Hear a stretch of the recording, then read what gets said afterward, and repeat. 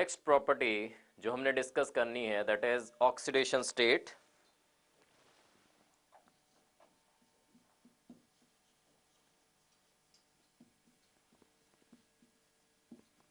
Thirteenth group elements में boron, aluminium, gallium, indium, thallium, ये जो एलिमेंट्स हैं इसमें बोरोन फॉर्म्स या boron gives only +3 oxidation state. बाकी एलिमेंट्स जो हैं इसको छोड़ के दे give +3 as well as +1 oxidation states. और जैसे जैसे नीचे जाएंगे +1 ऑक्सीडेशन स्टेट डोमिनेट करना शुरू कर देगी over +3 oxidation state, and this is due to inert pair effect. This is due to inert pair effect. अब ये inert pair effect क्या होता है? हमें पता है कि इनका general configuration 13th group elements का इज NS2 NP1। तो जैसे जैसे नीचे जाएंगे ये जो NS2 इलेक्ट्रॉन्स हैं ये बॉन्ड फॉर्मेशन में रिलक्टेंस शो करना शुरू कर देंगे। दैट मीन्स बॉन्ड फॉर्मेशन में पार्टिसिपेट करना बंद कर देंगे जैसे जैसे नीचे जाएंगे। और ये दो इलेक्ट्रॉन जो हैं NS2 इलेक्ट्रॉन्स ये इनर्ट पेयर की तरह बिहेव करना शुरू कर देंगे। They will start behaving as inert pair and the reluctance shown by these NS2 electrons in the bond formation is known as inert pair effect. अब होता क्यों है ऐसा, ये रिलक्टेंस क्यों शो करते हैं? जैसे जैसे हम नीचे जाते हैं तो इंटरवीनिंग शेल्स में, वैलेंस शेल से पीछे वाली जो शेल्स हैं they are called intervening shells, उनमें पहले तो d ऑर्बिटल्स आएंगे और बिल्कुल नीचे जाएंगे तो f ऑर्बिटल्स भी आते जाएंगे। f ऑर्बिटल्स का डिफ्यूज्ड शेप होती है and due to the diffused shapes of f orbitals वो न्यूक्लियस से बाहर वाले इलेक्ट्रॉन्स को अच्छी तरह से शील्ड नहीं कर पाते। शील्डिंग इफेक्ट या स्क्रीनिंग इफेक्ट पुअर होता है f ऑर्बिटल इलेक्ट्रॉन्स का।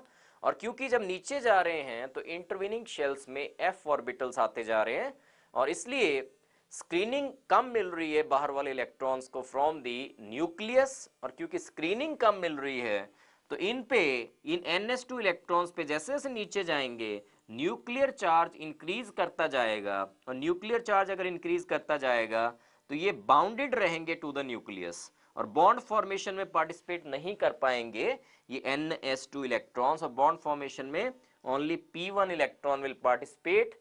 और ये जो रिलक्टेंस है by the NS2 electrons to participate in the bond formation is known as inert pair effect. ये सभी ग्रुप्स में होता है।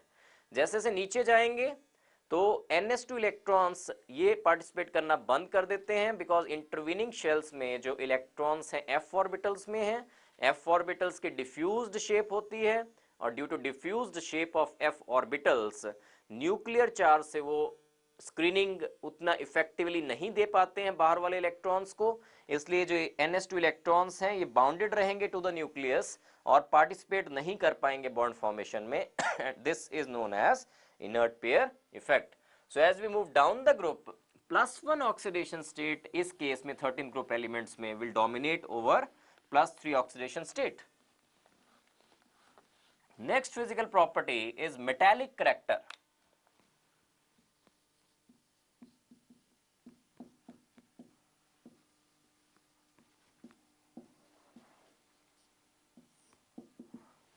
So metallic character जो है that will increase as we move down the group. Metallic character increase करने का मतलब है कि इलेक्ट्रॉन लूज करने की जो टेंडेंसी है एलिमेंट्स की वो इंक्रीज करती जाएगी जैसे जैसे हम नीचे जाएंगे। इसलिए इंक्रीज करती जाएगी क्योंकि एटॉमिक साइज इंक्रीज हो रहा है और effective nuclear charge valence electrons पे कम हो रहा है जैसे जैसे हम नीचे जा रहे हैं। और इसलिए अगर न्यूक्लियर चार्ज कम हो रहा है, इफेक्टिव न्यूक्लियर चार्ज कम होता जा रहा है, mind it is effective nuclear charge. Nuclear charge वैसे इंक्रीज हो रहा है लेकिन इफेक्टिव न्यूक्लियर चार्ज जो वैलेंस इलेक्ट्रॉन्स पे लग रहा है वो डिक्रीज हो रहा है as we are moving down the group because of the increase in the atomic size and therefore electrons को रिमूव कराना लास्ट शेल में से इजी होता जा रहा है और इसलिए मेटेलिक करेक्टर इंक्रीज होता जाएगा as we move down the group. Next is tendency to form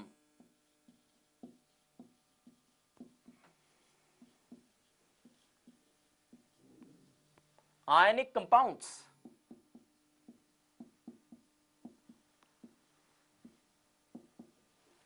अब ये जो टेंडेंसी है आयनिक कंपाउंड्स बनाने की, ये इंक्रीज होती जाएगी, क्योंकि जैसे जैसे नीचे जा रहे हैं एलिमेंट्स का इलेक्ट्रॉन रिलीज करने की टेंडेंसी इंक्रीज होती जा रही है, इसलिए केटाइंस बनाने की टेंडेंसी, इलेक्ट्रॉन लूज करने की टेंडेंसी इंक्रीज हो रही है।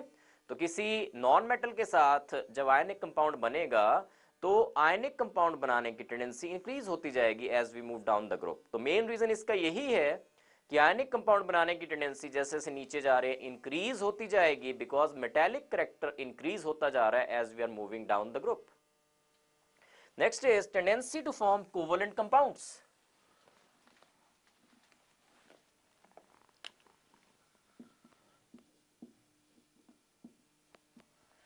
कोवेलेंट कंपाउंड्स बनाने की टेंडेंसी सबसे ज्यादा किसकी होगी? बोरोन की होगी। वैसे B3 पॉजिटिव बनना बहुत डिफिकल्ट है, 3 इलेक्ट्रॉन लूज करना बोरोन के लिए डिफिकल्ट है, लेकिन जब B3 पॉजिटिव है, because of its very very small size, बहुत कम साइज है इसका, छोटा साइज है, और पॉजिटिव चार्ज डेंसिटी बहुत ज्यादा होगी इस पे, तो अकॉर्डिंग टू फजान्स रूल्स अगर ये किसी के साथ बॉन्ड बनाएगा भी नॉन मेटल के साथ, तो वो that will be sort of covalent compound. Covalent क्यों होगा?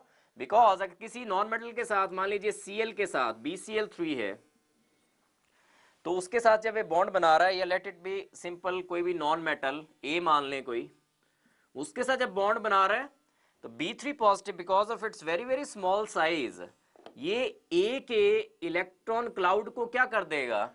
डिस्टॉर्ट कर देगा, डिस्टॉर्शन कर देगा, पोलराइज कर देगा।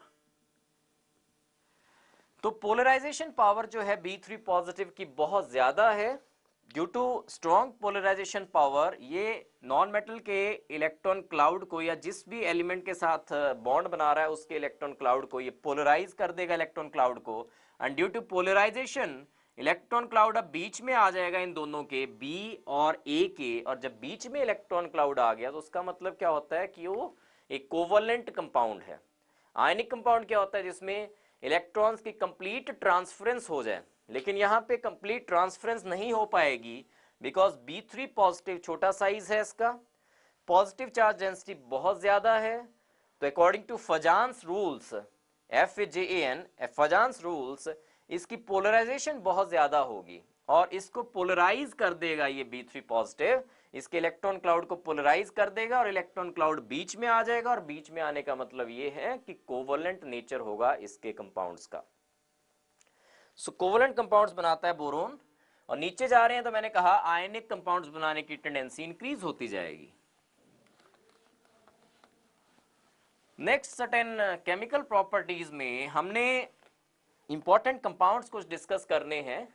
जो हाइड्राइड्स हैं बोरोन के, दे आर क्वाइट इंपॉर्टेंट, और उन हाइड्राइड्स में डाइबोरेन एक इंपॉर्टेंट हाइड्राइड है।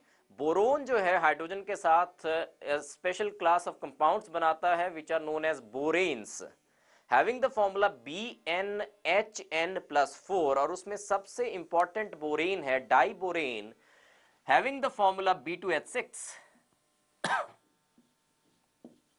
और इसको हमने पूरा डिस्कस करना है कि डाइबोरेन जो है उसमें बोरोन की हाइब्रिडाइजेशन क्या होती है और इसका स्ट्रक्चर क्या होता है, that we will discuss in detail. देखिए, दो बोरोन्स हैं और इसको अगर आप इथेन के साथ कंपेयर करना चाहें C2H6 के साथ, तो C2H6 आपको पता है कि ऐसे करके सिंगल कोवेलेंट बॉन्ड्स बनाता है। यहां पे 3 हाइड्रोजन्स होंगे। क्या ये स्ट्रक्चर पॉसिबल है B2H6 में? तो एक बार देखें, बोरोन के पास कितने इलेक्ट्रॉन्स हैं, वैलेंस इलेक्ट्रॉन्स कितने हैं बोरोन के पास? 5 इलेक्ट्रॉन, 5 इसका एटॉमिक नंबर है। तो इसकी इलेक्ट्रॉनिक कॉन्फ़िगरेशन क्या है? बोरोन की इलेक्ट्रॉनिक कॉन्फ़िगरेशन होती है 2 और 3, तो 3 वैलेंस इलेक्ट्रॉन्स हैं। तो अगर यही जैसा इथेन ने बनाया वैसा स्ट्रक्चर अगर सोचें B2H6 का, तो ये मैंने 3 इलेक्ट्रॉन बना दिए बोरोन्स के, और एक इलेक्ट्रॉन बना दूं मैं हाइड्रोजन का, शेयरिंग होगी।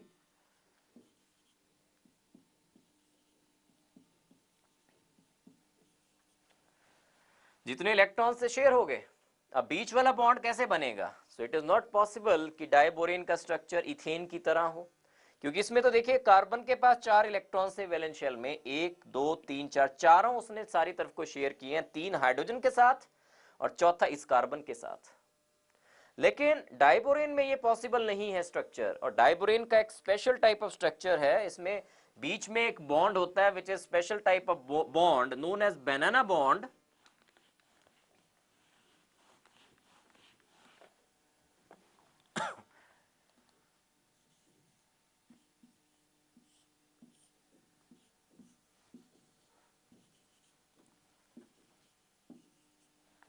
देखिए दो इलेक्ट्रॉन जो थे बोरोन के वो तो ऐसे सिंपल कोवेलेंट बॉन्ड बन गए टर्मिनल हाइड्रोजन्स के साथ। अब बचा इस बोरोन के पास एक इलेक्ट्रॉन और बीच में जो हाइड्रोजन होगा उसके पास एक इलेक्ट्रॉन, और इस बोरोन के पास एक इलेक्ट्रॉन, इस हाइड्रोजन के पास एक इलेक्ट्रॉन। तो एक इलेक्ट्रॉन ये वाला, एक इलेक्ट्रॉन ये वाला, इस हाइड्रोजन का और इस बोरोन का। ये दो इलेक्ट्रॉन्स जो हैं ये स्पेशल टाइप ऑफ बॉन्ड बनाएंगे which is known as 2 electron 3 centre bond. 2 electron 3 centre bond, that means वैसे देखिए ये वाला अगर बॉन्ड्स बनने होते, ऐसे करके बॉन्ड्स बनने होते तो कितने इलेक्ट्रॉन चाहिए थे? एक इलेक्ट्रॉन पेयर ये, एक इलेक्ट्रॉन पेयर ये, 4 इलेक्ट्रॉन चाहिए थे दो कोवेलेंट बॉन्ड्स बनाने के लिए। लेकिन 4 इलेक्ट्रॉन तो है ही नहीं, यहां पे वी हैव ओनली 2 इलेक्ट्रॉन्स। एक एक तो इन हाइड्रोजन के पास है, एक इलेक्ट्रॉन इस हाइड्रोजन के पास, एक इलेक्ट्रॉन इस हाइड्रोजन के पास, बाकी बचे 2 इलेक्ट्रॉन्स इन बोरोन्स के पास। दैट मीन्स टोटल 4 इलेक्ट्रॉन हो गए और 4 बॉन्ड्स बनने हैं। दैट मीन्स 2 इलेक्ट्रॉन्स 2 बॉन्ड्स बनाएंगे, और जो 2 बॉन्ड्स बनेंगे वो 3 सेंटर्स के बीच में बनेंगे। तो स्पेशल टाइप ऑफ बॉन्ड है बनाना बॉन्ड, जिसमें इलेक्ट्रॉनिक क्लाउड जो होगा, यहाँ पे जो इलेक्ट्रॉनिक क्लाउड होगा जिससे कि ये बोरोन और ये हाइड्रोजन बॉन्डेड है together with the help of 2 electrons, वो इस बनाना की शेप में होगा इलेक्ट्रॉनिक क्लाउड। तो ऐसे टाइप ऑफ बॉन्ड जिसमें 2 इलेक्ट्रॉन्स इन्वॉल्व हो लेकिन 3 सेंटर्स को उन्होंने जोड़ के रखा हो, these are known as 2 electron 3 centre bonds, also called banana bonds. अब इसमें बोरोन की हाइब्रिडाइजेशन डिस्कस करें। Each boron atom in diborane is sp3 hybridised. sp3 hybridisation होती है, तो इसका हमने पूरे कंप्लीट हाइब्रिडाइजेशन डिस्कस करनी है। अब इसके बाद first of all boron in ground state, तो बोरोन इन ग्राउंड स्टेट क्या होगा? 1s2 2s2 4 हो गए एंड 2p1। अब बोरोन जाएगा एक्साइटेड स्टेट में,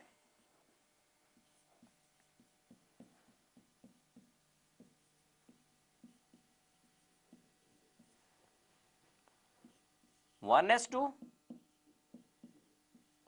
यहां से एक इलेक्ट्रॉन जंप ओवर कर जाएगा इन p orbital 2p orbital and 2p2, और उसके बाद हाइब्रिडाइजेशन होगी। दैट मीन्स एक s ऑर्बिटल और 3 p ऑर्बिटल्स हाइब्रिडाइज होंगे, इस केस में इंटरमिक्स होंगे, अपनी एनर्जीज को रीडिस्ट्रीब्यूट करेंगे, और एनर्जीज रीडिस्ट्रीब्यूट करने के बाद इक्विवेलेंट एनर्जी और इक्विवेलेंट शेप्स के 4 हाइब्रिड ऑर्बिटल्स बनाएंगे। जितने एटॉमिक ऑर्बिटल्स हाइब्रिडाइज होते हैं उतने ही हाइब्रिड ऑर्बिटल्स बनते हैं। तो मैं कह रहा हूं sp3 हाइब्रिडाइजेशन होनी है, स्पेशल टाइप है। देखिए यहां पे एक बिल्कुल एम्प्टी है, एक p orbital is completely empty, तो 4 हाइब्रिड ऑर्बिटल बनेंगे, उसमें 3 हाइब्रिड ऑर्बिटल्स में एक एक इलेक्ट्रॉन होगा और चौथे में कोई भी इलेक्ट्रॉन नहीं होगा, एम्प्टी हाइब्रिड ऑर्बिटल होगा वो। और आपको पता होगा कि जो हाइब्रिडाइज्ड ऑर्बिटल्स होते हैं sp3 हाइब्रिड ऑर्बिटल्स की क्या शेप होती है? 4 हाइब्रिड ऑर्बिटल्स, एक बोरोन, सिंप्लीफाई करने के लिए मैं बीच में b लिख रहा हूं, स्ट्रक्चर ऑफ डाइबोरेन बना रहा हूं। एक देखिए इसमें एक इलेक्ट्रॉन इस बोरोन के sp3 हाइब्रिड ऑर्बिटल में, एक इस साइड को, एक इस साइड को, और एक बिल्कुल empty sp3 hybrid orbital, dotted बना रहा हूं मैं, ये बिल्कुल एम्प्टी sp3 हाइब्रिड ऑर्बिटल। ये 4 sp3 हाइब्रिड ऑर्बिटल्स हैं, इसमें 3 के पास एक एक इलेक्ट्रॉन है, चौथे के पास कोई भी इलेक्ट्रॉन नहीं है, एम्प्टी है। अब स्पेशल टाइप ऑफ बॉन्ड जब बन रहा है बीच में, बनाना बॉन्ड, उसमें क्या होगा कि इस बोरोन का जिसमें एक इलेक्ट्रॉन है वो वाला sp3 हाइब्रिड ऑर्बिटल, और दूसरे बोरोन का जिसमें एक भी इलेक्ट्रॉन नहीं है वो वाला sp3 hybrid orbital will simultaneously overlap with 1s orbital of hydrogen। और ये जो इलेक्ट्रॉनिक क्लाउड होगा, स्पेशल टाइप ऑफ बॉन्ड है ये बनाना बॉन्ड। देखिए कैसे हो रहा है, sp3 hybrid orbital of one boron is simultaneously overlapping with the empty sp3 hybrid orbital of another boron atom and 1s atomic orbital of hydrogen। और इस साइड जो empty इस वाला आ गया, तो इसका एक इलेक्ट्रॉन वाला बोरोन का sp3 hybrid orbital will simultaneously overlap with 1s orbital of hydrogen, और इस साइड को वी हैव एक एक इलेक्ट्रॉन वाला sp3 हाइब्रिड ऑर्बिटल्स, ये ओवरलैप कर जाएंगे हाइड्रोजन्स के साथ। इस साइड को नॉर्मल कोवेलेंट बॉन्ड्स, और इस साइड को हाइड्रोजन्स के साथ normal covalent bonds, these are terminal hydrogens. और ये बीच में जो बन रहे हैं these are banana bonds। each boron atom in diborane is sp3 hybrid orbit, sp3 hybridized। एक बार फिर से ध्यान से डाइबोरेन का स्ट्रक्चर आपको पता होना चाहिए। हाइब्रिडाइजेशन डिस्कस की है, देखिए ये मैंने बोरोन ग्राउंड स्टेट में 1s2 2s2 2p1 5 इसका एटॉमिक नंबर है, तो 5 इलेक्ट्रॉन्स हैं। बोरोन एक्साइटेड स्टेट में गया, यहाँ पे कुछ नहीं होगा 1s2 में, 2s2 में से एक इलेक्ट्रॉन जंप ओवर कर गया 2p में, और एक खाली है p ऑर्बिटल लेकिन still active atom of another molecule, this is known as hydrogen bonding. और आपको ये पता होना चाहिए कि हाइड्रोजन बॉन्ड की स्ट्रेंथ ज्यादा होती है as compared to dipole dipole interactions, dipole dipole interaction ज्यादा होती हैं as compared to van der Waals forces of interaction. जब भी बॉइलिंग पॉइंट्स का कंपैरिजन करना हो तो सबसे पहले आप ये देखिए कि मॉलिक्यूल्स के बीच में इंटरेक्शंस किस तरह की एग्जिस्ट कर रही हैं।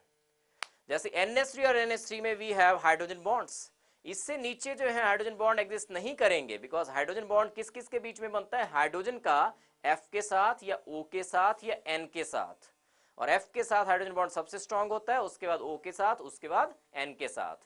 तो PS3 में they will not be any hydrogen bonding. लेकिन जब आप इससे नीचे चलते जा रहे हो PS3 ASH3 SbH3 BiH3, तो पहली बात इंटरेक्शंस कौन सी हैं, इंटरेक्शंस हैं van der Waals forces of interaction. No PH3 और इससे अगले वाला ASH3, central atom size increase होता जा रहा है, और इस सेंट्रल एटम की वजह से इंटरेक्शंस कौन सी इंक्रीज होती जाएंगी, van der Waals forces of interaction. Van der Waals force of interaction increase होती जाएंगे due to increase in the size of the central atom, जैसे जैसे आप नीचे जाते जा रहे हो। तो पहली बात मैंने कही कि NH3 का सबसे स्ट्रॉन्गर इंटरेक्शंस हैं, NH3 में स्ट्रॉन्ग हाइड्रोजन बॉन्ड्स हैं, तो NH3 का बॉइलिंग पॉइंट नेचुरल है will be more as compared to PH3। पर इसके बाद जो ट्रेंड चलेगा, PH3 का सबसे कम बॉइलिंग पॉइंट, उसके बाद ASH3 का, उसके बाद इंक्रीज होता जाएगा नीचे को। इंक्रीज क्यों होता जा रहा है, बिकॉज जो सेंट्रल एटम है उसका साइज इंक्रीज होता जा रहा है, और due to increase in the size of the central atom, जो वंडरवॉल्स फोर्सेस ऑफ इंटरेक्शन हैं वो इंक्रीज होती जा रही हैं, therefore boiling points will increase down the family. लेकिन NH3 will exceptionally have, NH3 exceptionally has higher boiling point due to strong intermolecular hydrogen bonds between NH3 and NH3. So this was the boiling points of hydrides, and then quite important, bond angles.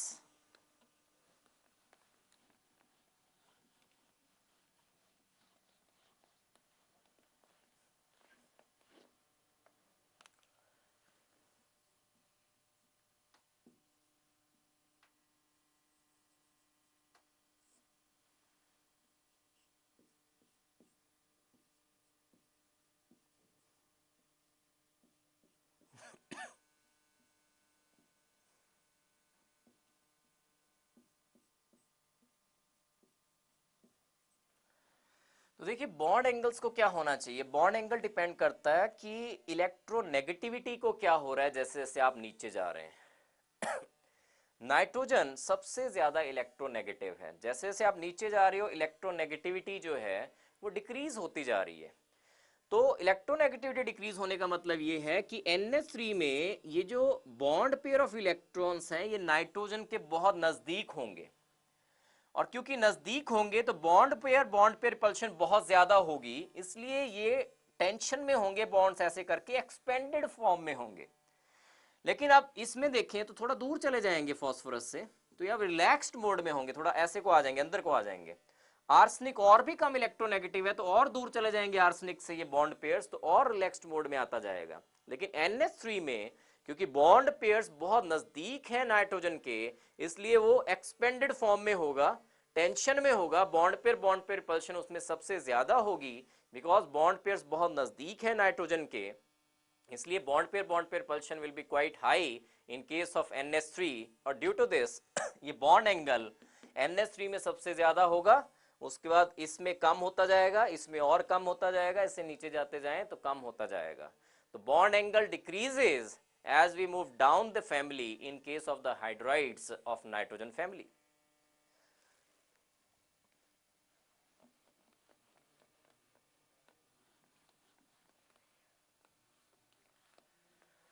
Next we have to discuss about the halides. जो halides बन सकते हैं देखिए nitrogen के halides NF3, NCl3 and then NBr3, and they act as Lewis bases, क्योंकि lone pair तो यहाँ भी प्रेजेंट है नाइट्रोजन के ऊपर।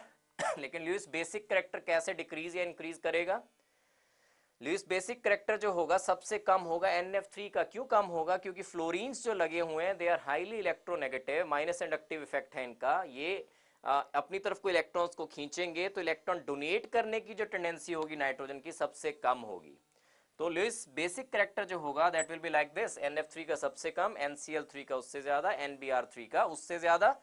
जो NBr3 है एंड Ni3, इसमें इनका एग्जिस्टेंस वैसे डिफिकल्ट है Ni3 वगैरह का, because of the repulsions steric hindrances due to larger bigger I negative ions around single smaller nitrogen atom. But Lewis basic character देखें तो NF3 का सबसे कम, NCl3 का उससे ज्यादा, NBr3 का उससे ज्यादा। क्यों इसका सबसे कम है, बिकॉज फ्लोरीन यहाँ पे जो लगे हैं वो दे आर हाईली इलेक्ट्रोनेगेटिव, अपनी तरफ इलेक्ट्रॉन्स को खींच के रखेंगे, तो इलेक्ट्रॉन डोनेशन जो नाइट्रोजन के ऊपर है लोन पेयर की, वो डोनेशन सबसे डिफिकल्ट होगी इन case of NF3। Next is जो फॉस्फोरस, आर्सेनिक, एंटीमनी वगैरह के हेलाइड्स हैं वो लुइस एसिड्स की तरह भी एक्ट कर सकते हैं।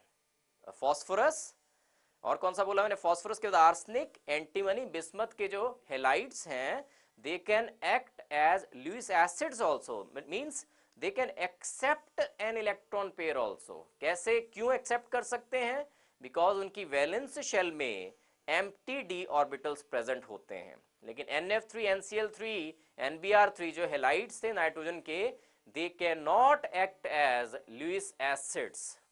क्यों, बिकॉज नाइट्रोजन के वैलेंस शेल में there is no presence of empty d orbitals, empty d orbitals nitrogen की वैलेंस शेल में नहीं होते। Next is pentahalides. Pentahalides, halides में ही वी हैव पेंटाहेलाइड्स आल्सो, जैसे फॉस्फोरस के we have PCl5 also, PCl3 also, PCl5 also and PCl3 also. लेकिन nitrogen का पेंटाहेलाइड नहीं होता। क्यों नहीं होता नाइट्रोजन का, बिकॉज नाइट्रोजन जो है वो अपने अराउंड 5 Cl नेगेटिव्स को अरेंज नहीं कर पाएगा because of very small size of nitrogen. And more over इसके पास, नाइट्रोजन के पास जो है कोऑर्डिनेशन, अपना कोऑर्डिनेशन एक्सपैंड नहीं कर सकता कोऑर्डिनेशन नंबर, बिकॉज इसके पास वैलेंस शेल में एम्प्टी डी ऑर्बिटल्स नहीं होते। और PCl5 जो है गैसियस स्टेट में, PCl5 जो है this will disintegrate forming PCl3 and Cl2, because PCl5 जो है that is not a stable molecule. क्यों स्टेबल नहीं है? क्योंकि इसका स्ट्रक्चर देखिए ऐसे करके होता है, वैसे ट्रायगोनल बायपिरामिडल, तो bond angles are different. Equatorial में ये इक्वेटोरियल बॉन्ड्स हैं, इक्वेटोरियल एक्सिस है, इसमें देर आर 120 एंगल्स, ये 120 डिग्री का एंगल होगा, और ये वाले जो एंगल्स होंगे दे विल बी 90 डिग्री। तो बिल्कुल सिमेट्रिकल मॉलिक्यूल नहीं है PCl5। गैसियस स्टेट में it will disintegrate into PCl3 and Cl2, इसलिए it is a very good chlorinating agent. Chlorination के लिए यूज किया जा सकता है PCl5। लेकिन in the solid state it exists as an ionic compound. PCl5 exists as an ionic compound like PCl4 positive and PCl6 negative। इस ionic form में exist करता है PCl5 molecule in the solid state। So these were the halides of this family, and after this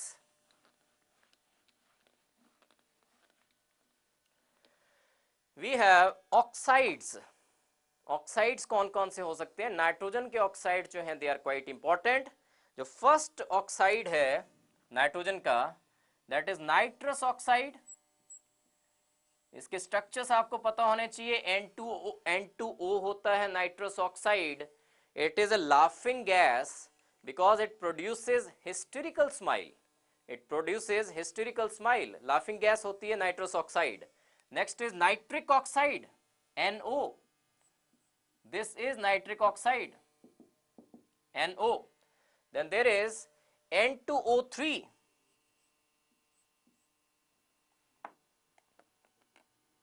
N2O3, coordinate bond, then double bond, and there is double bond N2O3. Next oxide is N2O4, N2O4.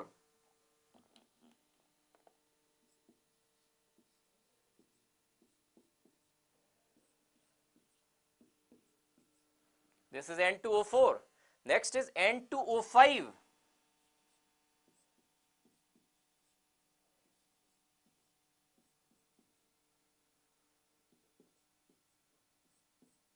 This is N2O5. Then there is NO2 also. NO2 brown gas होती है ये. This is NO2. These are the oxides of nitrogen. Nitrous oxide, laughing gas, N2O, NO, nitric oxide, N2O3, N2O4, N2O5, and NO2. After the oxides, next we have to discuss oxyacids. After oxides, we have to discuss oxy acids. और सबसे पहले oxy acids of nitrogen family, nitrogen और oxy acid nitrogen के हैं। सबसे पहला we have hyponitrous acid.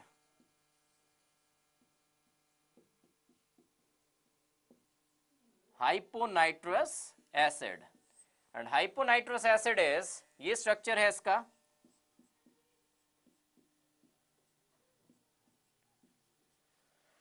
देखिए molecular formula क्या हो जाएगा, H2N2O2। Hyponitrous acid is H2N2O2, और ये स्ट्रक्चर होता है हाइपोनाइट्रस एसिड का, OH इस साइड को, N double bond NOH। Next is nitrous acid,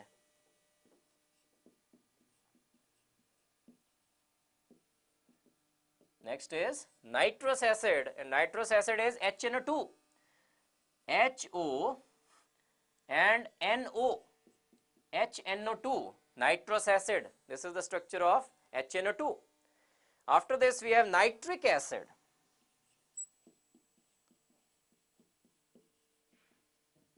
Nitric acid is HNO3, and HNO3 will be HONO like this only, nitrous की तरह ही, और उसके ऊपर यहाँ पे कोऑर्डिनेट बॉन्ड होगा एक ऑक्सीजन के साथ, this is HNO3. And after HNO3, nitric acid, we have pernitric acid. Pernitric. पर जहां पे लग गया, that means एक ऑक्सीजन एटम एक्स्ट्रा होगा। नाइट्रिक एसिड के साथ पर लगा है, PER, तो परनाइट्रिक एसिड मीन्स जो HNO3 का स्ट्रक्चर है उसमें एक एक्स्ट्रा O आ जाएगा, बस और कोई चेंज नहीं आएगी। लाइक दिस HO एक एक्स्ट्रा यहां पे इंसर्ट कीजिए O, बाकी बिल्कुल वैसा ही। दिस इज पर नाइट्रिक एसिड, एक एक्स्ट्रा O आ गया जो नाइट्रिक था उसमें, बाकी बिल्कुल सिमिलर है। तो these are the oxy acids. First was hyponitrous acid H2N2O2, hyponitrous acid H2N2O2, this is a structure. Next was nitrous acid HNO2, ऐसे होता है ये HONO. Then there is nitric acid HONO2, and then there is पर nitric acid, एक extra O आ जाएगा nitric में, यहां पे बीच में आप डाल देंगे O, that is पर nitric acid HOONO2. These were the oxy acids of nitrogen, and then there are oxy acids of phosphorus. Oxy acids of phosphorus. First is orthophosphoric acid. First is orthophosphoric acid. Orthophosphoric acid is H3PO4. H3PO4 is orthophosphoric acid. देखिए important क्यों है ये, आपको structures क्यों आने चाहिए, because पूछ सकते हैं कि ऑर्थोफॉस्फोरिक एसिड में what is the oxidation state of phosphorus. अगर आपको मॉलिक्यूलर फॉर्मूला ही नहीं पता होगा फॉस्फोरस का, आप ऑक्सीडेशन स्टेट कैसे निकाल सकेंगे। आपको पहले इनका स्ट्रक्चर्स पता होने चाहिए। जैसे orthophosphoric acid is H3PO4, now oxidation state can be calculated. Phosphorus को आप X मान लीजिए, एक ऑक्सीजन का -2, एक हाइड्रोजन का +1, तो +3 -8 और X एड अप करके 0 के इक्वल कीजिए, that will give you the oxidation state. और इसका जो स्ट्रक्चर होता है ऑर्थोफॉस्फोरिक एसिड का, that is like this, POH OH double bond O and OH, this is H3PO4। 4 oxygens हैं, 3 हाइड्रोजन्स हैं एंड एक फॉस्फोरस है, this is orthophosphoric acid. And after orthophosphoric acid we have phosphorus acid.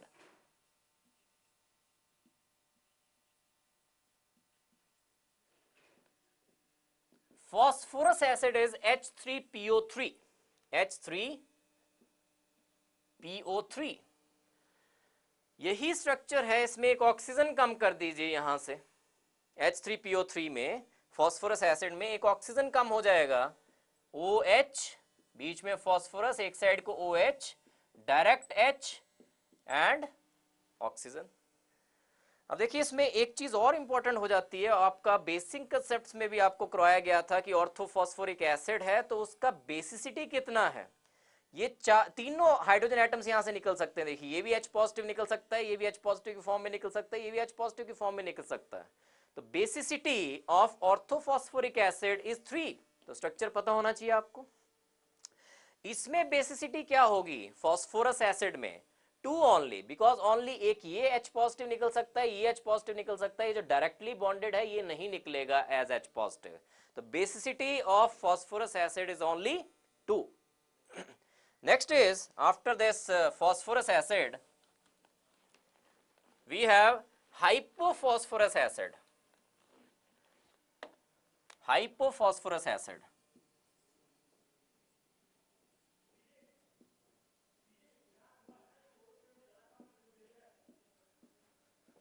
और hypo में एक और oxygen निकल जाएगा। फॉस्फोरस में जैसा था उससे भी एक और ऑक्सीजन आप कम कर देंगे। हाइपोफॉस्फोरस का होता है H3PO2, मॉलिक्यूलर फॉर्मूला P, एक OH रह जाएगा, H and like this is hypophosphorous acid. जो फॉस्फोरस था, हाइपो वर्ड लगा तो एक और ऑक्सीजन निकाल देंगे आप। पर लगता है तो एक ऑक्सीजन आप ऐड करते हैं, हाइपो लगता है तो एक ऑक्सीजन आप डिलीट करते हैं। तो this was hypophosphorous acid, and after hypophosphorous acid we have hypophosphoric acid.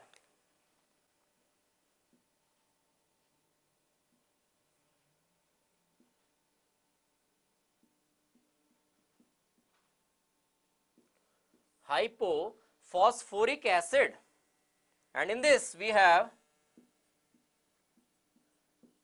ये इसका मॉलिक्यूलर फॉर्मूला है 426 से मैंने याद रखा है ये 426 H4P2O6 and this will be like this P P double bond O और बाकी पोजीशंस पे OH होंगे सारी जगह।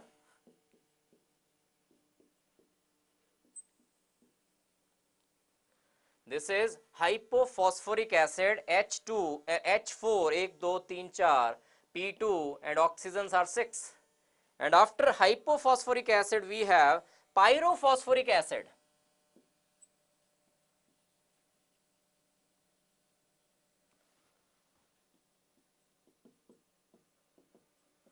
पायरोफॉस्फोरिक एसिड में एक ऑक्सीजन एक्स्ट्रा आ जाएगा 42O7 427 और वो ऑक्सीजन कहाँ आएगा इन दोनों के बीच में P और O के बीच में एक ऑक्सीजन आ जाएगा like this double bond O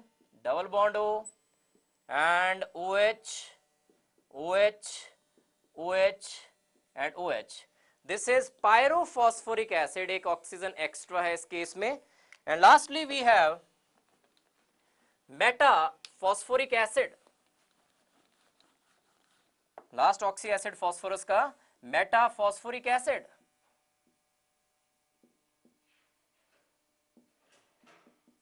ये पॉलीमेरिक फॉर्म में एग्जिस्ट करता है वैसे मेटाफॉस्फोरिक एसिड। इसका जनरल जो मोनोमेरिक यूनिट है that is H3PO3 and structure is like this HO P double bond O and double bond O H3PO3 it will be HPO3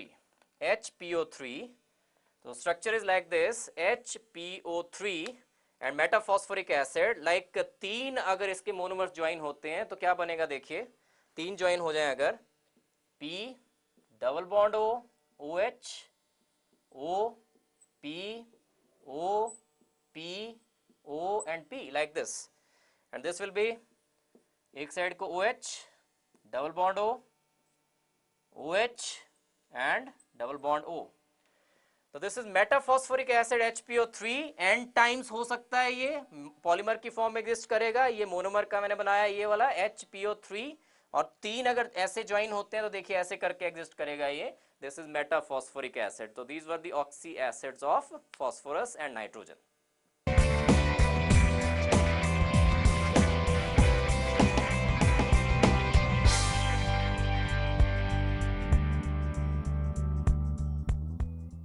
group जो हमने discuss करना है that is 16th family 16th group oxygen family है ये। These are also called chalcogens because they are ore forming. Chalcogens means ore forming. इसमें we have oxygen sulphur selenium tellurium polonium. Oxygen sulphur selenium tellurium polonium. तो first of all इनकी physical properties, इनकी electronic configuration जो है general electronic configuration that is NS2 NP4 this is their general configuration and after this we have ionisation energy. Ionisation energy इनकी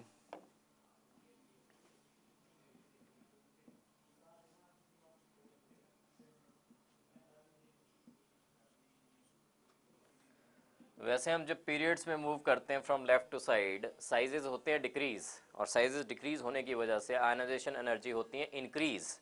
लेकिन oxygen family की जो ionization energies हैं वो कम हैं as compared to their corresponding elements of the 15th group. Nitrogen phosphorus arsenic जो हैं उनकी जो आयनाइजेशन एनर्जी है वो हाई होती है as compared to that of oxygen family. Main reason इसका क्या है कि जो नाइट्रोजन फैमिली थी उसकी स्टेबल कॉन्फ़िगरेशन थी NS2NP3। ये हाफ फील्ड कॉन्फ़िगरेशन थी NP3 और हाफ फील्ड कॉन्फ़िगरेशन होने की वजह से it was quite stable configuration और इसको इसमें से इलेक्ट्रॉन निकालना नाइट्रोजन फैमिली में से इलेक्ट्रॉन निकालना डिफिकल्ट था as compared to that of oxygen family.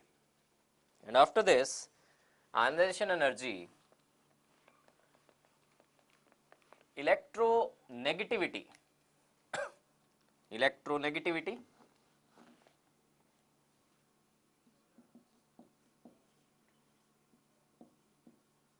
जैसे हमें पता है कि as we move from left to right in a period, electronegativity क्या होती है, इंक्रीज होती है, इलेक्ट्रॉन एफिनिटी भी इंक्रीज होती है। तो इनकी इलेक्ट्रोनेगेटिविटी और electro affinity is quite high, उतनी ज़्यादा नहीं जितनी की हेलोजेंस की होती है उससे अगले वाले एलिमेंट्स की, but their electronegativities and electron affinities are higher than those of the nitrogen family, और उससे पिछली वाली जितनी भी फैमिलीज थी उनसे हायर होती हैं। रीज़न इसका ये है बिकॉज जब आप लेफ्ट टू राइट जा रहे हैं पीरियड में तो एटॉमिक साइजेस जो हैं डिक्रीज कर जाते हैं, और एटॉमिक साइजेस डिक्रीज होने की वजह से electronegativity as well as electron affinity की वैल्यूज जो होंगी वो इंक्रीज कर जाएंगी। Next, after electron affinity, we have oxidation states.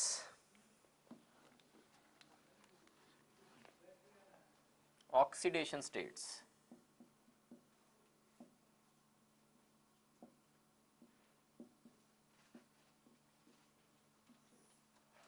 तो ऑक्सीजन जो है that shows -2 oxidation state, because oxygen की टेंडेंसी रहेगी एक इलेक्ट्रॉन गेन करने की, इलेक्ट्रॉन गेन करना चाहेगा, 2 इलेक्ट्रॉन गेन करेगा और अपना ऑक्टेट पूरा करेगा, और इसलिए ऑक्सीजन शोज -2 ऑक्सीडेशन स्टेट। लेकिन जैसे जैसे नीचे चलते जाएंगे ऑक्सीडेशन स्टेट्स जो हैं, -2 ऑक्सीडेशन स्टेट जो है वो बनना बंद होती जाएगी, बिकॉज नीचे जब जाएंगे इलेक्ट्रोनेगेटिविटी वैल्यूज क्या होती जा रही हैं, डिक्रीज होती जा रही हैं, बिकॉज नीचे जाने पे एटॉमिक साइज इंक्रीज हो रहा है, एटॉमिक साइज इंक्रीज हो रहा है, इसकी वजह से इलेक्ट्रोनेगेटिविटी डिक्रीज हो रही है और -2 ऑक्सीडेशन स्टेट शो करने की टेंडेंसी कम होती जाएगी as we move down the family. Oxygen की -2 को छोड़ के भी और ऑक्सीडेशन स्टेट्स भी होती हैं, जैसे we have OF2, it is fluoride of oxygen, it is not oxide of fluorine. Why fluoride of oxygen? और F को बाद में क्यों लिखा गया है, बिकॉज F जो है वो ज्यादा इलेक्ट्रोनेगेटिव है एज कंपेयर टू ऑक्सीजन, और F पे होगी -1 ऑक्सीडेशन स्टेट, 2F की हो जाएगी -2 और एक ऑक्सीजन की यहाँ पे +2। तो फ्लोराइड ऑफ ऑक्सीजन में oxygen has +2 oxidation state. Similarly in oxides of in peroxides also oxygen की ऑक्सीडेशन स्टेट जो है -1 होती है, जैसे H2O2, Na2O2, इनमें ऑक्सीजन की ऑक्सीडेशन स्टेट विल बी -1। तो -2 तो है ही है oxidation state, but it can also show +2 oxidation state. In fluoride जैसे है ऑक्सीजन का, it can also show -1 oxidation state, जैसे परऑक्साइड है, H2O2 है, इसमें ऑक्सीजन की ऑक्सीडेशन स्टेट विल बी -1। और जो एलिमेंट्स हैं दे can show oxidation states of +2, +4 and +6 also. लेकिन नीचे जाते हैं तो +6 ऑक्सीडेशन स्टेट जो है वो डोमिनेट नहीं कर पाएगी और +4 ऑक्सीडेशन स्टेट डोमिनेट करेगी। पहली बात तो ये है कि +2, +4, +6 ऑक्सीडेशन स्टेट्स आ कैसे सकती हैं बाकी एलिमेंट्स में, वो एक बार देख ले। जैसे सल्फर का डिस्कस कर लेते हैं। सल्फर का एटॉमिक नंबर हमें पता है, we have sulphur as 16 atomic number. इसकी जनरल कॉन्फ़िगरेशन लिखें तो 1s2, 2s2, 2p6, 3s2 and 3p4। तो लास्ट वाला देखें अगर valence shell configuration 3s2, 3p4। तो ये जो 2 अनपेयर्ड हैं इसकी वजह से ऑक्सीडेशन स्टेट कैन बी +2। ये जो 2 अनपेयर्ड हैं इट कैन बी +2। तो अगर शेयरिंग करता है 2 इलेक्ट्रॉन्स की, यहाँ पे कोई और 2 इलेक्ट्रॉन आके लगते हैं किसी और एटम के, तो it will show +2 oxidation state. अब यहाँ पे देखिए 3d भी है, वैसे आगे we have empty 3d orbitals also. तो एक पॉसिबिलिटी ये है कि यहाँ से p में से एक इलेक्ट्रॉन उठ के आगे जंप ओवर कर जाए 3d में। दिस इज 3s2 और 3s ओनली, 3p और दिस इज 3d। तो एक तो पॉसिबिलिटी होगी +2 वाली, ये एक इलेक्ट्रॉन ये जंप ओवर कर जाए अगर 3d में, तो क्या पॉसिबिलिटी हो जाएगी, कितने अनपेयर्ड हो जाएंगे, that will give us the oxidation state. तो वी हैव एक 2 3 4 अनपेयर्ड। इस केस में we have +4 oxidation state, then we have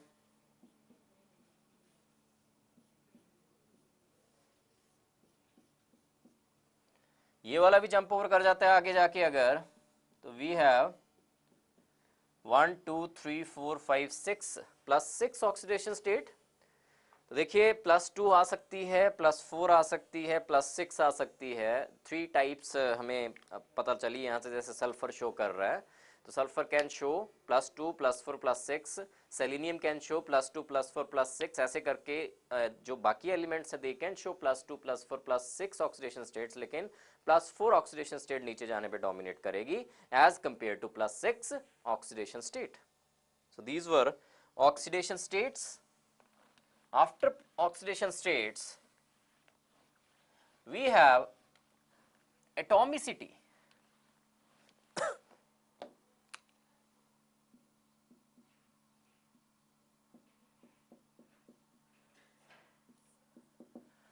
जैसे ऑक्सीजन देखिए एग्जिस्ट करती 2 एलोट्रॉप्स में, O2 एंड O3। O2 में एटॉमिसिटी इज 2, O3 में एटॉमिसिटी इज 3। सल्फर जो है या बाकी जो एलिमेंट्स हैं, sulphur, selenium, tellurium, polonium etcetera, they exist in the puckered ring structures in the form of S8। ऐसे को एग्जिस्ट करते हैं।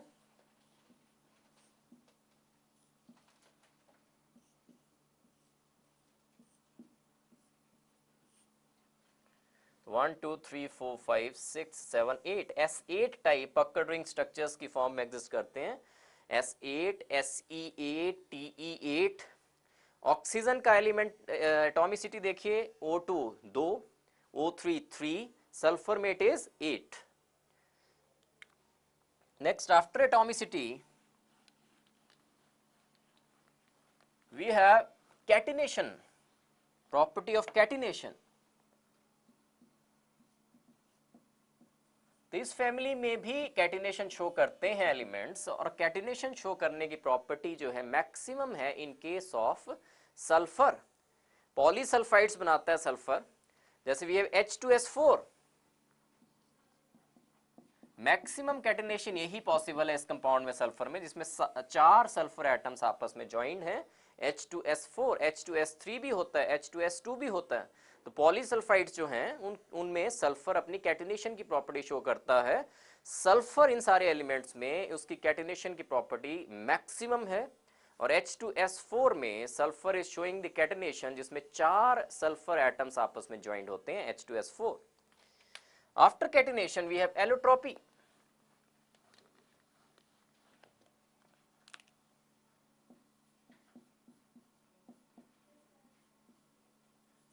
और सल्फर की जो एलोट्रोपिक फॉर्म्स हैं they are rhombic, monoclinic and plastic sulphur. Rhombic and monoclinic sulphur में sulphur exist करेगा S8 पक्कड़ रिंग स्ट्रक्चर्स की फॉर्म में, लेकिन प्लास्टिक सल्फर में जो ये एलोट्रोपिक फॉर्म है प्लास्टिक सल्फर, उसमें लीनियर चेन्स होंगी, इंटरवीन्ड चेन्स होंगी, एक दूसरे के बीच में इंटरवीन्ड चेन्स होंगी सल्फर की, जिसमें कि हंड्रेड्स ऑफ सल्फर एटम्स आपस में ज्वाइंट होंगे। तो 3 allotropic forms, rhombic, monoclinic and plastic sulphur. And after this, these were the physical properties, and now chemical properties is group की।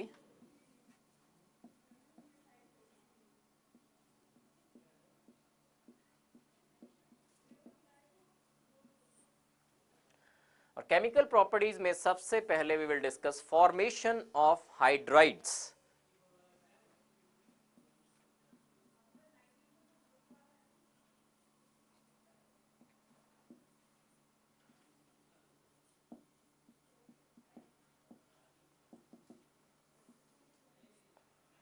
फॉर्मेशन ऑफ हाइड्राइड्स, तो पहले देख लेते हैं कौन से हाइड्राइड्स बनेंगे इस फैमिली के। We have H2O, H2S, H2SC, H2TE and H2PO। तो इसमें we will discuss one by one their properties, जैसे melting point and the boiling points. Melting and boiling points कैसे वेरी करेंगे इन सारों में। मेल्टिंग एंड बॉइलिंग पॉइंट देखिए, boiling point किस पे डिपेंड करता है? बॉइलिंग पॉइंट डिपेंड करता है on the forces of interaction amongst the molecules. Molecules के बीच में कैसी फोर्सेस ऑफ इंटरेक्शन है उस पे बॉइलिंग पॉइंट डिपेंड करता है।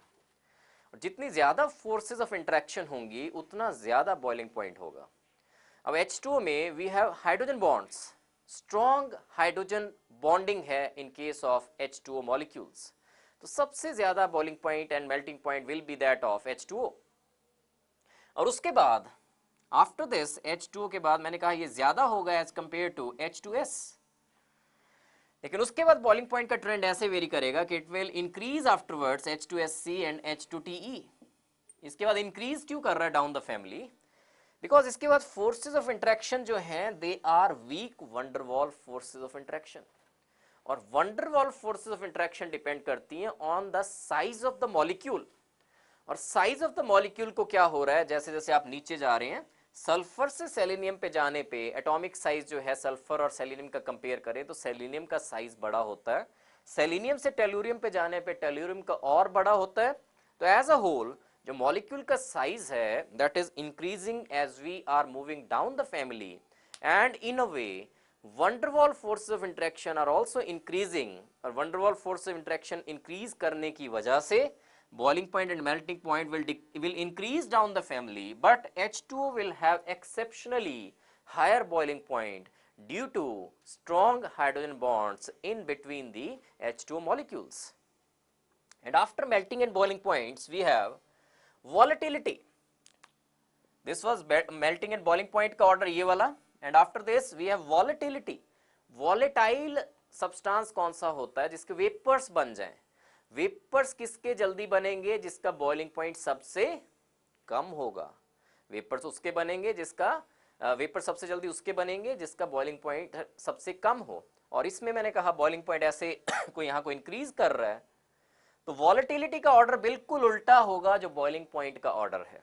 The order of volatility will be reverse of the order of their boiling points. जिसका बॉइलिंग पॉइंट ज्यादा उसका ऑर्डर ऑफ वॉलेटिलिटी सबसे कम, जिसका बॉइलिंग पॉइंट ज्यादा तो वॉलेटिलिटी का ऑर्डर विल बी सबसे कम। Next after volatility we have thermal stability. After this there is we have to discuss thermal stability of the hydrides.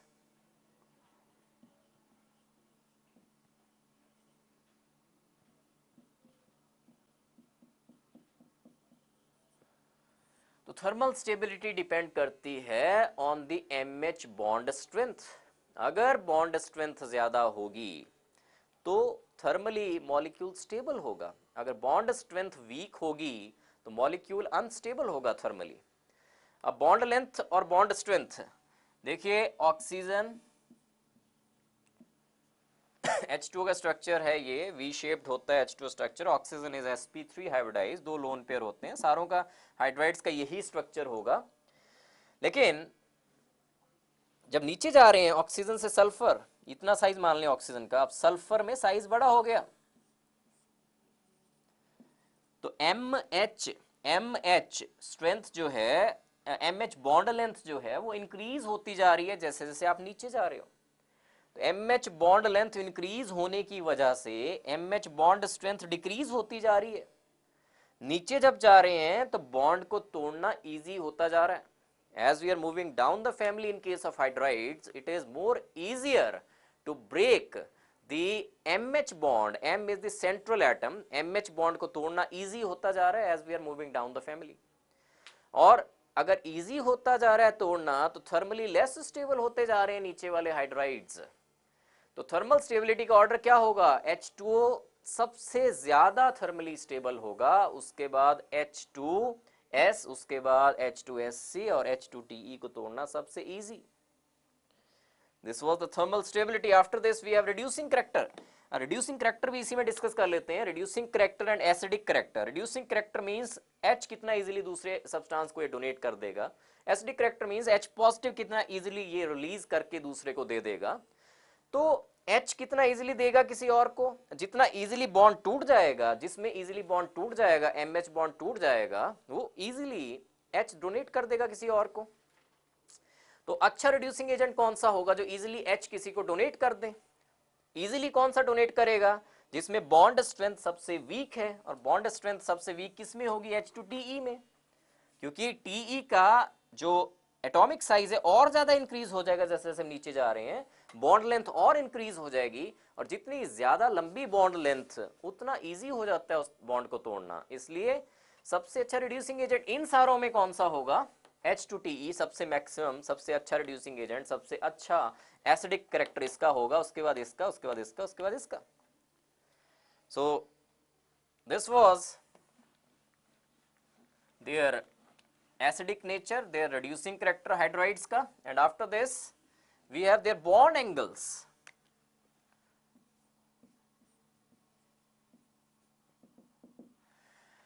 जैसे दो का डिस्कस करें, H2S एंड H2O का.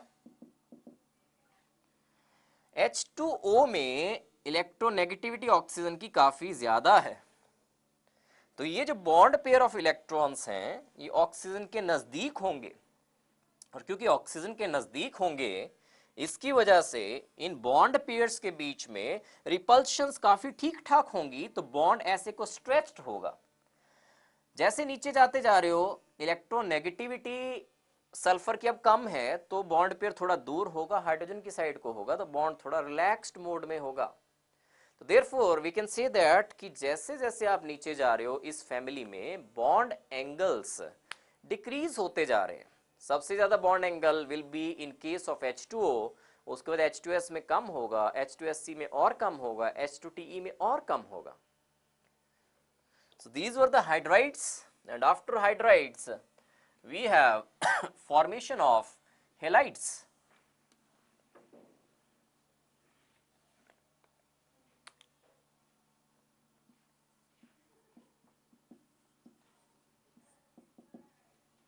Formation of halides.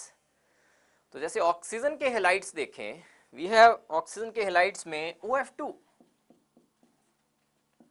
Cl2O, Br2O. तो अगर hybridisation निकालनी हो सेंट्रल एटम की तो कैसे आप निकाल सकते हैं? मैं I will give you a formula जिसको आप मल्टीपल चॉइस में यूज कर सकते हैं. आपने क्या करना होता है, अगर एक सेंट्रल एटम वाला कोई मॉलिक्यूल है, आपने उस मॉलिक्यूल के वैलेंस इलेक्ट्रॉन्स को एडअप करना होता है. जैसे यहाँ पे वैलेंस इलेक्ट्रॉन आप एडअप कीजिए OF2 में, ऑक्सीजन के 6. फैमिली पता होनी चाहिए आपको, अगर फैमिली पता चल जाए तो नंबर ऑफ इलेक्ट्रॉन्स ऑटोमेटिकली पता चल जाते हैं. जैसे ऑक्सीजन फैमिली में जितने भी एलिमेंट्स हैं उनमें वैलेंस इलेक्ट्रॉन 6. हैलोजेंस में 17th ग्रुप में जितने भी एलिमेंट्स हैं उनमें इलेक्ट्रॉन्स कितने? 7. तो F में 1 में 7, 2 में 14. एडअप कीजिए इन वैलेंस इलेक्ट्रॉन्स को कितना आ गया? 20. अगर वैलेंस इलेक्ट्रॉन्स एडअप करके 8 से ऊपर आ रहे हैं तो आपने 8 से डिवाइड करना है उस नंबर को. अगर 8 या 8 से कम आ रहे हैं तो आपने 2 से डिवाइड करना है. जैसे यहाँ पे 8 से ऊपर आ रहे हैं तो इसमें आप 20 को 8 से डिवाइड कीजिए, 8 2 are 16, नंबर बचा है 4. इसको दोबारा से 2 से डिवाइड कीजिए, बिकॉज ये 8 या 8 से कम आए मैंने कहा, तो 2 से डिवाइड करना. जो रिमाइंडर बचा उसको 2 से डिवाइड कीजिए, 2 2 are 4. इन दोनों को एडअप कीजिए. बाई चांस यहाँ पे 1 बच रहा होता तो इसको भी एडअप करना था 1 को भी, लेकिन यहाँ कुछ नहीं है, तो आप इन दोनों को एडअप कीजिए. 4 नंबर आया. 4 कॉरेस्पॉन्ड्स टू sp3. एक s 3 p. अगर 3 होता नंबर तो sp2, अगर 2 होता तो sp, अगर 5 होता तो sp3d, अगर 6 होता तो sp3d2. ऐसे करके it is a shortcut method जिससे आप हाइब्रिडाइजेशन निकाल सकते हो. तो बात हो रही थी इन हेलाइड्स की ऑक्सीजन के. OF2 ऑक्सीजन के 6, एक फ्लोरीन के 7, 7 2 are 14, 20 नंबर आया. 20 को मैंने 8 से डिवाइड किया, 8 2 are 16, 4 बचा, 2 से फिर से डिवाइड किया, 2 2 4. 4 मीन्स sp3 हाइब्रिडाइजेशन. तीन जो हेलाइड्स हैं इसके ऑक्सीजन के, they will have sp3 hybridisation.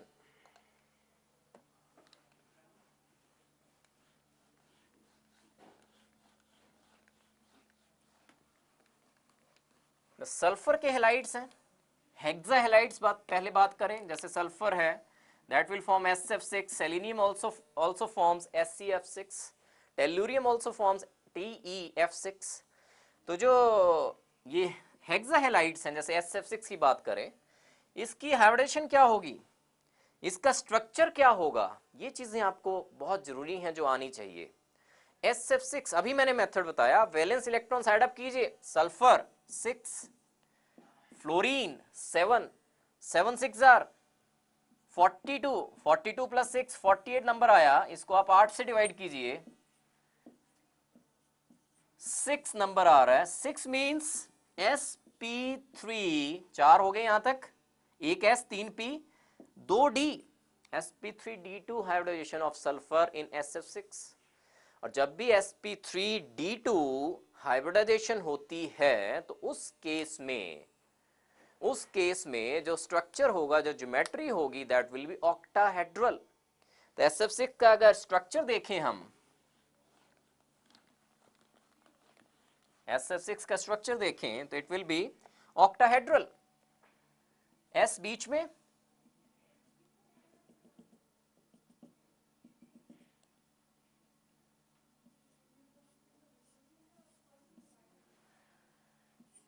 This is octahedral geometry.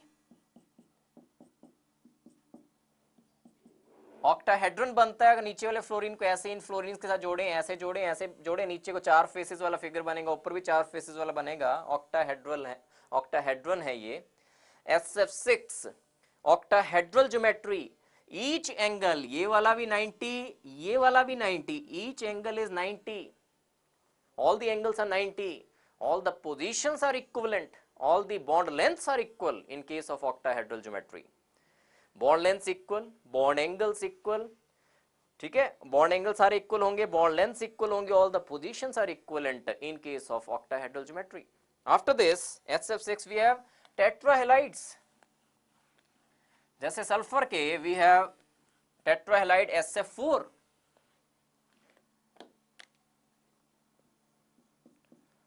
तो सबसे पहले तो हम हाइब्रिडाइजेशन निकालने की ट्राई करें, वेलेंस इलेक्ट्रॉन्स ऐड अप कीजिए, वेलेंस इलेक्ट्रॉन्स सल्फर के 6, फ्लोरीन का 1 का 7, 7 4 आर 28, तो ये हो गया 34, 8 से डिवाइड कीजिए इसको,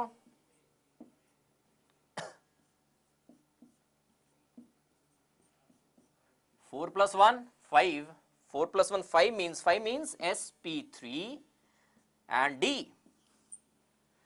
और sp3d हाइब्रिडाइजेशन जब भी होती है we have trigonal bipyramidal geometry, trigonal bipyramidal geometry. लेकिन अब इसमें देखिए, ट्रायगोनल बायपिरामिडल में 5 एटम्स अटैच होने चाहिए थे सल्फर के साथ, we have only 4 atoms, that means एक लोन पेयर बच रहा है, और लोन पेयर कहां पे होगा, इक्वेटोरियल पोजीशन पे होगा, इक्वेटोरियल पोजीशन पे लोन पेयर होगा। कुछ ज्योमेट्री ऐसे करके होनी है, देखिए इसने एक्वायर करनी थी ऐसे करके ज्योमेट्री, वैसे ट्रायगोनल बायपिरामिडल क्या होता है, ऐसे ऐसे, यहां पे यहां पे यहां पे, ऐसे 5 एटम्स, लेकिन 4 फ्लोरीन्स हैं, तो एक जगह पे तो आ गया lone pair, we have lone pair F F F F, बल्कि थोड़ा सा टिल्टेड होंगे नीचे को due to lone pair bond pair repulsion. जो वेस्पर थ्योरी है एक valence electron pair repulsion theory in case of chemical bonding, उसमें कहा गया है कि लोन पेयर रिपल्शन ज्यादा होती है as compared to lone pair bond pair repulsion as compared to bond pair repulsion. तो दैट मींस एक्चुअल में ज्योमेट्री कौन सी एक्वायर करेगा, ये ऐसे को होंगे फ्लोरीन, थोड़े से अंदर को हो जाएंगे, 1 2 फ्लोरीन, एक ऐसे वाले, यहां पे वी हैव लोन पेयर। तो ये एक तरह से सीसॉ ज्योमेट्री है, सीसॉ, झूला होता है बच्चों का पार्क में, सीसॉ। तो इसको थोड़ा ऐसे यहां से आप देखें अगर, तो कैसा दिखेगा, ये ऐसा दिखेगा, ये बीच में सल्फर, यहाँ पे फ्लोरीन, ये तो नीचे जो डंडे होते हैं, और यहाँ पे झूले हैं जहां पे फ्लोरीन्स झूल रहे हैं, सीसॉ ज्योमेट्री, ऊपर लोन पेयर है, this is called seesaw geometry in case of SF4। तो देखिए आपको पता होना चाहिए पहली बात, इसमें हाइब्रिडाइजेशन निकालने का मेथड मैंने आपको बताया, वैलेंस इलेक्ट्रॉन्स को एडअप कीजिए, वैलेंस इलेक्ट्रॉन एडअप करने के बाद अगर वैलेंस इलेक्ट्रॉन्स का टोटल जो है वो 8 से ऊपर आ रहा है तो आप 8 से डिवाइड कीजिए, जो रिमाइंडर बचेगा उसको 2 से डिवाइड कीजिए, क्योंकि रिमाइंडर ऑटोमेटिकली 8 से कम बचेगा और जितना भी अगर फिर भी एक रिमाइंडर बच गया अल्टीमेटली, तो रिमाइंडर्स हैं और साथ में जो डिवाइड करके नंबर्स आए राइट हैंड साइड में, उनको सारों को एडअप कीजिए। और मैंने आपको बताया हाइब्रिडाइजेशन कैसे निकलती है, अगर वो वैलेंस इलेक्ट्रॉन्स 8 या 8 से कम आ रहे हैं तो 2 से डिवाइड कीजिए, और इस केस में जैसे sp3 हाइब्रिडेशन आ रही थी, तो लोन पेयर जो है इक्वेटोरियल पोजीशन पे आएगा। ये पोजीशन होती है इक्वेटोरियल, ये पोजीशन होती है एक्सियल। इक्वेटोरियल पोजीशन पे आएगा बिकॉज यहाँ पे ज्यादा स्टेबल रहेगा ये मॉलिक्यूल एज कंपेयर टू अगर एक्सियल पे रखते, वहां पे स्टेबिलिटी नहीं आनी थी मॉलिक्यूल की। इक्वेटोरियल पे रख रहे हैं इस लोन पेयर को, तो lone pair bond pair repulsions minimum आ रही हैं, तो देयरफॉर इक्वेटोरियल पोजीशन ऑक्यूपाई करेगा ये। और ये ऐसे करके थोड़ा सा अंदर को बेंड हो जाएंगे बॉन्ड्स, और इसको आप यहां से देखिए मॉलिक्यूल को तो ऐसा दिखेगा आपको ये, this is see saw geometry of SF4। Geometry पूछी जाए तो सी सॉ, हाइब्रिडाइजेशन पूछी जाए तो sp3d हाइब्रिडाइजेशन।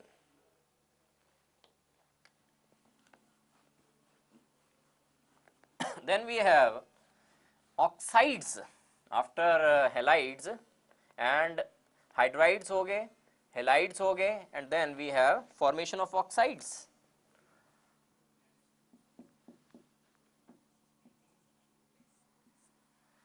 देखिए ऑक्साइड्स में कौन से ऑक्साइड्स फॉर्म कर सकते हैं, जैसे सल्फर के ऑक्साइड्स देखें, SO2, SeO2 and then we have TeO2, polonium का ऑक्साइड होगा। एसिडिक करेक्टर देखें तो acidic character decreases down the family, these are acidic oxides, dioxides. उसके बाद एम्फोटेरिक आएंगे और बेसिक जो एसिडिक करेक्टर है that is decreasing down the family. और SO, इसके ऑक्साइड देखें सल्फर के तो SO2 एंड SO3। इनमें एसिडिक कौन सा होगा सबसे ज्यादा, जिसमें सल्फर का ऑक्सीडेशन नंबर मैक्सिमम है वो सबसे ज्यादा एसिडिक होगा। Higher the oxidation state of sulphur, higher will be the acidic character. तो इसमें देखिए सल्फर, इसमें सल्फर मोनोऑक्साइड जो है SO में क्या ऑक्सीडेशन स्टेट है सल्फर की, +2, इसमें क्या है +4, इसमें क्या है +6। तो एसिडिक करेक्टर कैसे वेरी करेगा, इस तरह से। तो ऊपर डिस्कस किया कि acidic character is decreasing down the group, जैसे जैसे आप डाइऑक्साइड्स की बात कर रहे हो तो एसिडिक करेक्टर डिक्रीज कर रहा है as we are moving down the family. Whereas अगर सल्फर के डाइऑक्साइड्स की बात करें, सल्फर के ऑक्साइड्स की बात करें SO, SO2, SO3, तो सबसे ज्यादा एसिडिक ऑक्साइड कौन सा होगा जिसमें सल्फर का ऑक्सीडेशन स्टेट मैक्सिमम है। अब बात करें इनके स्ट्रक्चर्स की, सबसे पहले SO2 के स्ट्रक्चर की, क्या हाइब्रिडाइजेशन होनी चाहिए SO2 की, SO2 में सल्फर की। वैलेंस इलेक्ट्रॉन्स को एड अप कीजिए, सारे के सारे 16 ग्रुप के एलिमेंट्स हैं, सल्फर भी ऑक्सीजन भी, 3 हो गए टोटल मिला के ये, तो 6 × 3 18 हो गया मिला के, 18 को डिवाइड कीजिए 8 से,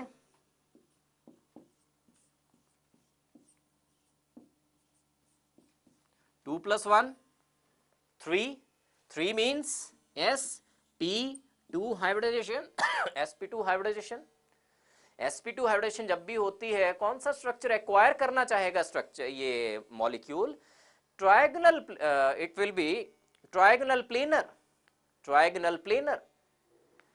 लेकिन जब भी लोन पेयर आ जाए तब इरेगुलर ज्योमेट्री होती है, जो वेस्पर थ्योरी के अकॉर्डिंग स्ट्रक्चर एक्वायर करना चाहता है मॉलिक्यूल वो एक्वायर नहीं कर पाएगा, बिकॉज एक लोन पेयर जरूर प्रेजेंट है यहाँ पे। ट्रायगोनल प्लेनर का मतलब है सल्फर 1 और 3 और एटम ज्वाइन होने चाहिए, लेकिन SO2 में 2 ही ऑक्सीजन हैं, तो एक लोन पेयर आ जाएगा। तो एग्जैक्टली ट्रायगोनल प्लेनर ज्योमेट्री नहीं हो सकती अब सल्फर डाइऑक्साइड की, it will be like this V shaped geometry, एक lone pair V shaped geometry. And one more thing, SO2 जो है that is anhydride of sulphurous acid, H2SO3 का anhydride होता है ये। जिस भी चीज का एनहाइड्राइड देखना हो कि कौन सा एनहाइड्राइड होगा उस सब्सटेंस का, उसमें से H2O निकाल दीजिए, यहां से H2O निकाल दीजिए, H2 एंड O निकाल दीजिए, क्या बचा SO2। That means SO2 is an anhydride of sulphurous acid H2SO3। Structure इसका SO2 का ये वाला वी शेप्ड ज्योमेट्री होगी, एंगुलर शेप्ड होगा, ये एक लोन पेयर है, therefore it is a Lewis base also, it can donate a pair of electrons, and after this we have SO3, sulfur trioxide। Sulphur trioxide जो है it is anhydride of sulphuric acid, H2SO4 का anhydride होता है ये SO3। H2SO4 में से H2 निकालिए, 2 H निकल गए, एक ऑक्सीजन निकली बचा, तो that means SO3 is anhydride of sulphuric acid H2SO4। इसका स्ट्रक्चर देखें, गैसियस फॉर्म में हाइब्रिडेशन देखिए, पहले हाइब्रिडेशन निकालिए इसके SO3 की। SO3 मीन्स सल्फर के 6, ऑक्सीजन के 6, 6 3 4 हो गए 16 फैमिली के, सारों के पास 6 electrons, 6 4s are 24, 8 3s are 24, 3 number आ गया, 3 means sp2 hybridisation, trigonal planar geometry, and exactly trigonal planar geometry होगी SO3 की गैसियस स्टेट में, it will form trigonal planar geometry, ऐसे करके होगा ये ट्रायगोनल प्लेनर ज्योमेट्री। तो this was SO3 in the gaseous state, but in the solid state polymeric form में होता है SO3, पॉलीमेरिक फॉर्म में होता है। जैसे ट्राइमर देखें SO3 का, trimer of SO3 solid state में it will exist like this trimer of SO3।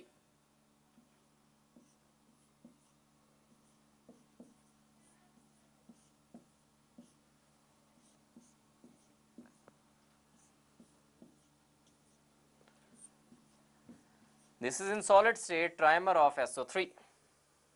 So these were the oxides of sulfur.